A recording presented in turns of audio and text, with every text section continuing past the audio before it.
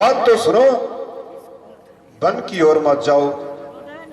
विरह से रोने लगे सज्जनों, यहां बड़ा मार्मिक ही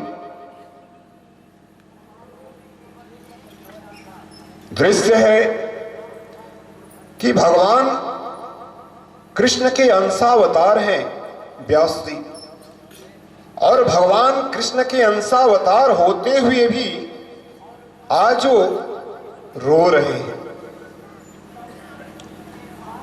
संतों को आश्चर्य हुआ, ऐसे विरक्त महापुरुष जो भगवान श्री हरि के अंशावतार हैं आज अपने बेटा के लिए रो रहे हैं। इसमें आश्चर्य की बात नहीं। वो जो श्री सुखदेव जी महाराज है कोई साधारण जीवात्मा नहीं है, वो सिर्फ उनका बेटा नहीं है। महर्षि वेद व्यास जी त्रिकालदर्शी थे और वो जानते थे ये अखिल ब्रह्मांड को उपदेश करने वाला है। और जैसे यदि ऐसा दिव्यात्मा पुत्र हाथ से निकल गया, महाराज दशरथ को जैसे बुढ़ापे में बेटा प्राप्त हुआ था ना, वृद्धा अवस्था में ही महर्षि वेद व्यास जी को भी सुखदेव जी पुत्र के रूप में प्राप्त हुए थे। वो इसलिए नहीं रो रहे थे कि वो मेरा बेटा है, बुढ़ापे का सहारा बनेगा मेरा, अपितु इसलिए रो रहे थे कि यह विश्व का धरोहर है और इस धरोहर को दीक्षित करना है, संस्कार देना है और इसे उस काबिल बनाना है कि अखिल ब्रह्मांड को उपदेश कर सके। यह व्यास जी की भूल ही थी। ऐसे वो चले जा रहे हैं, पीछे से बेटा बेटा कहते हुए जा रहे हैं। महर्षि वेद व्यास जी को विरह कातुर देख करके वृक्षों ने कहा, चूंकि सुखदेव स्वामी जी तो समाधिस्थ हैं, उन्हें कुछ भी सुनाई नहीं दे रहा है, हमें कौन पुकार रहा है, हमें क्यों पुकार रहा है? वो तो भगवान श्री हरि के ध्यान में है। चले जा रहे हैं, कुछ भी व्यास जी के प्रश्नों का उत्तर नहीं दे रहे हैं श्री सुखदेव स्वामी। तब वृक्षों ने श्री सुखदेव स्वामी की तरफ से व्यास जी को उत्तर दिया, व्यास जी आप किसे पुत्र कह रहे हो? आप जिसे पुत्र कह रहे हो वस्तु स्थिति यह है कि वो आपका पुत्र नहीं है, वो आपको पिता नहीं मानता। आप लौट जाइए, वो अखिल ब्रह्मांड का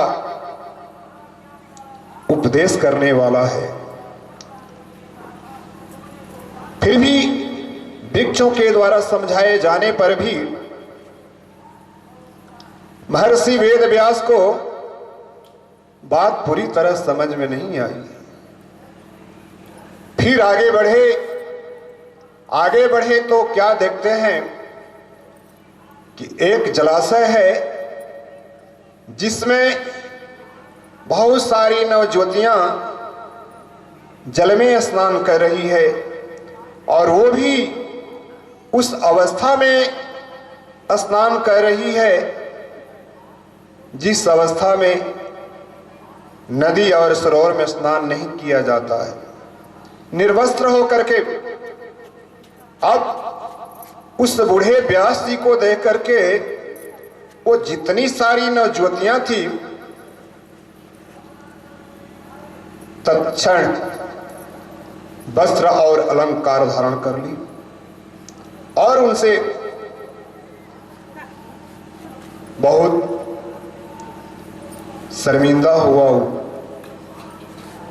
शर्मिंदगी महसूस हुई उन कन्याओं को, और वे कन्याएं हाथ जोड़ करके महर्षि वेद व्यास जी से क्षमा प्रार्थना मांगती है। महर्षि जी, हम सबों से भूल हो गई, हमारा अपराध क्षमा करें।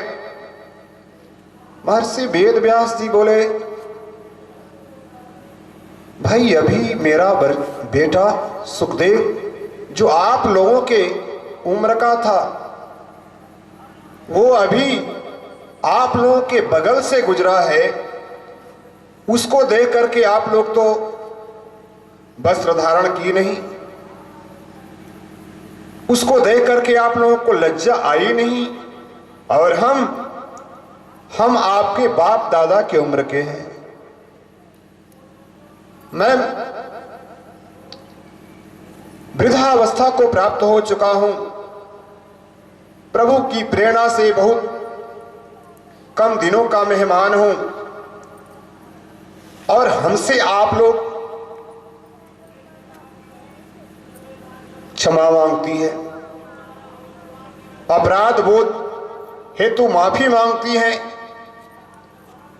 अरे आप लोगों को माफी मांगना था, शर्म करना था, तो आपके उम्र का जो मेरा बेटा था उससे आपको लज्जा आनी थी। बड़े ही सुंदर शब्दों में,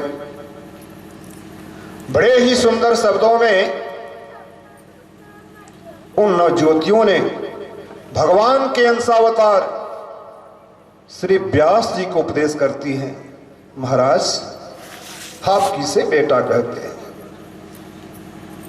वो आपका बेटा नहीं, आपके बाप दादा से भी आगे है, बहुत आगे है। आपके कुल खानदान में ऐसा कोई नहीं जो उसका मुकाबला कर सके। वो परम ब्रह्म में लीन रहने वाला है। वो ये नहीं जानता स्त्री क्या होती है, पुरुष क्या होते हैं, उनके संबंध क्या होते हैं। उसके मन में स्त्री और पुरुष का भेद नहीं है।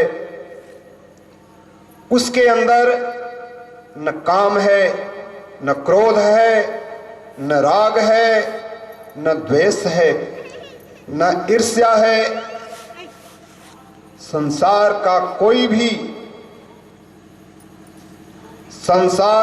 कोई भी ऐसा अवगुण नहीं है जो उसको छू भी पाए।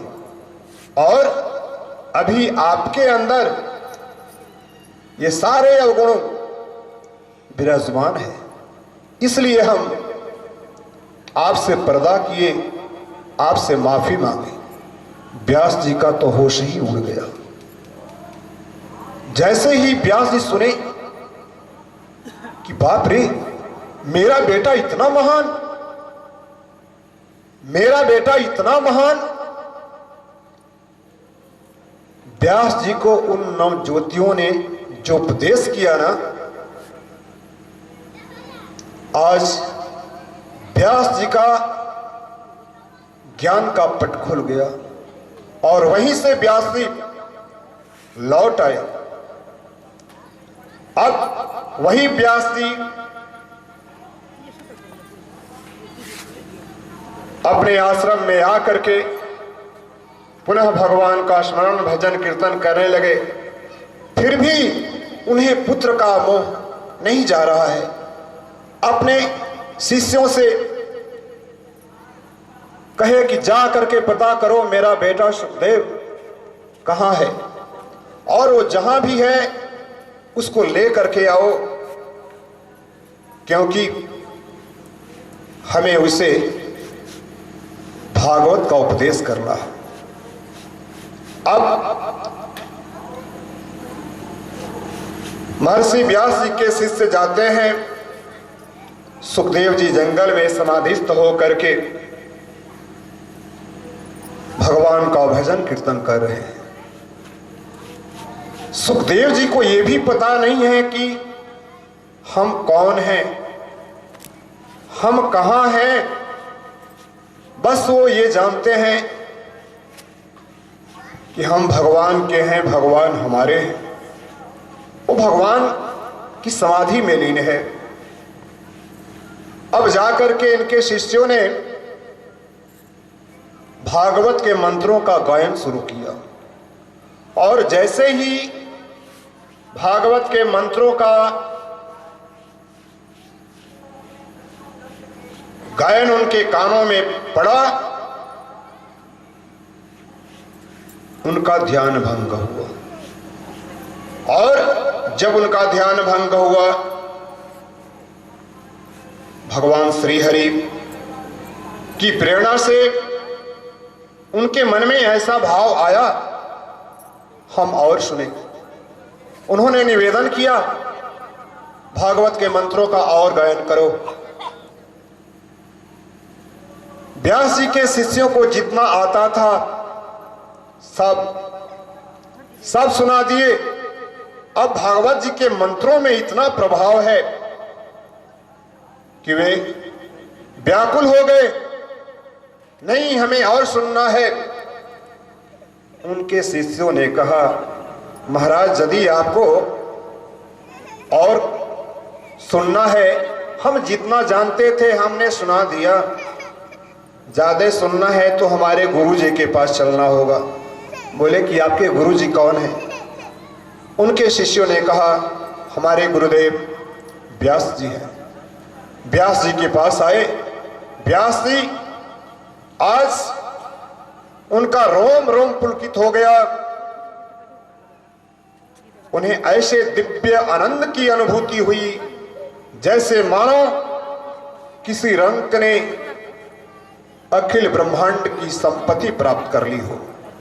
व्यास जी आज सुखदेव स्वामी को अपना शिष्य के रूप में स्वीकार किए हैं। व्यास जी